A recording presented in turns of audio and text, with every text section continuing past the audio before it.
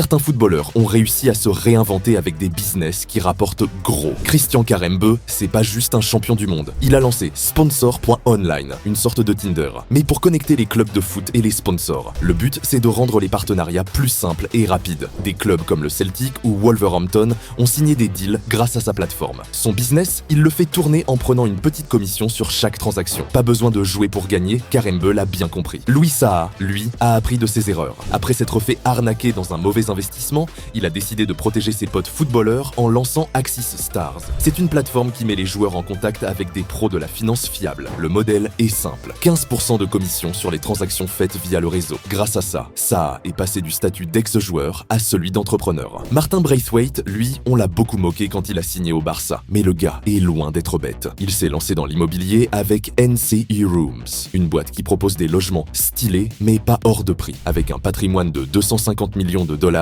il prouve que le foot, c'est pas son seul talent. Ensuite, t'as Robbie Fowler, l'ex-star de Liverpool. Dès ses débuts, il a commencé à investir dans l'immobilier. Aujourd'hui, il possède un gros portefeuille de propriétés, allant des maisons abordables aux biens de luxe. En plus, il a monté une académie pour apprendre aux autres à investir comme lui. Julius Agaowa, un peu moins connu, a aussi misé sur l'immobilier, avec des biens à Londres et Lagos. Mais il ne s'est pas arrêté là. Il a aussi investi dans le pétrole et le gaz avec Prolific Energy. Résultat, même après avoir arrêté le foot à 31 ans, il continue de vivre confortablement. On passe au gros calibre. Gérard Piqué, par exemple, l'ex-défenseur du Barça a tout compris. Il a lancé Kerat Games et son jeu Golden Manager, qui a attiré des millions d'utilisateurs. Ensuite, il a monté une équipe d'e-sport, investi dans une marque de lunettes, racheté le FC Endor et relancé la Coupe Davis. Piqué, c'est un gars qui voit toujours plus grand. David Beckham, lui, c'est un empire à lui tout seul. Son contrat à vie avec Adidas lui rapporte encore aujourd'hui. Mais sa vraie pépite, c'est le club Inter Miami. Il a réussi à acheter la franchise pour 25 millions de dollars, alors qu'elle en vaut déjà 600. Beckham, c'est le maître du marketing et des affaires bien ficelées. Et enfin, il y a Mathieu Flamini,